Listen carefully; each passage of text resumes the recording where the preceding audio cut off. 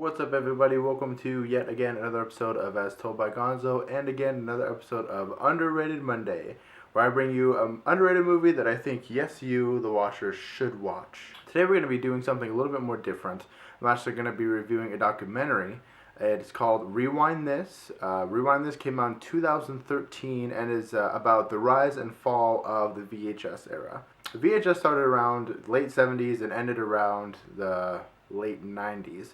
And I grew up in the 90s, so I definitely grew up on VHS tapes, going to some of the mom and pop video stores and even Blockbuster and Hollywood Video back in the day. And this is just a cool documentary about pretty much the rise and fall of VHS tapes. VHS started pretty much in the late 70s trying to get studios to release a lot of their major motion pictures on the VHS format. It was another way to watch, movies at home, and even all sorts of different kind of movies, anywhere from horror to porn to definitely a lot of exercise videos got their start on VHS tapes.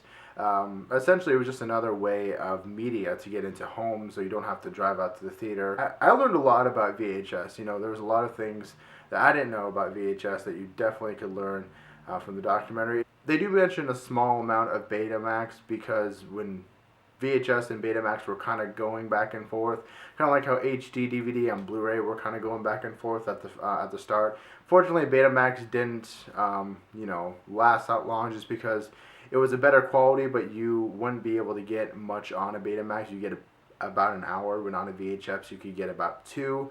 It also interviews filmmakers, directors, film critics, video store owners that still own video stores today that you can rent out. There's actually one that they mentioned that's pretty close to me. It's called Scarecrow Video. It's in the U District in Seattle, which is about 45 minutes from where I live. So that was awesome, just to see that in like a documentary. Like, hey man, I've been there. So there are a lot. There still are some, in major cities that still rent out VHS tapes and DVDs. And it's, I definitely miss that, where you could go to a store and kind of browse through the video section, look at all the cool covers. I think that's another thing that a lot of movies nowadays rely on, a lot of Photoshop and computer-generated images. And you don't get that, really cool cover art that people paint or people draw. That really drives you in the movie, because what people don't think is the cover is the biggest thing about promoting your movie, besides the trailer. But nowadays we have the internet, we have trailers, we have behind the scenes and everything like that. But back in those days, companies and studios relied on their cover art, because it could be an amazing cover and a shitty movie, but people will buy it. They also interview people that have a really big collection of VHS tapes. So it's very almost inspiring to start collecting VHS tapes again.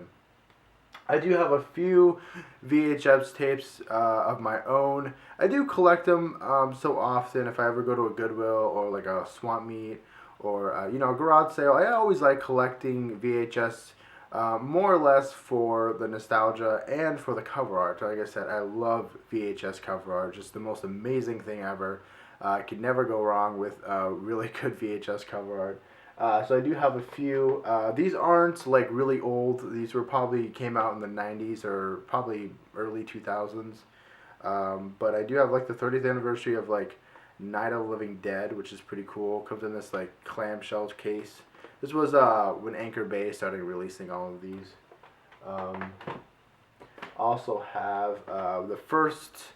It's Army of Darkness. It was the widescreen presentation of the director's cut. I love that cover art. It's so freaking awesome. Yeah. This was limited to 50,000, but now this is an easy DVD just to buy. Also have the original Evil Dead, which is some of my favorite cover art. I love that cover art. Just freaking awesome. I do have my original copy of Jurassic Park. This was in the letterbox widescreen format. So VHS started doing this later on when Laserdisc was out also. Also have a few more others. Harold and Maude is one of my favorite movies. I love that cover art. This is the cover art they should use for the Criterion collection. Even though I do like the Criterion covers, I like this cover. It's awesome. definitely check it out. It's an inspiring documentary just to go collect VHS tapes because they are a part of history. Once again, thank you for subscribing. Thank you for liking and commenting. I really appreciate it, and I will see you guys next Monday. Later.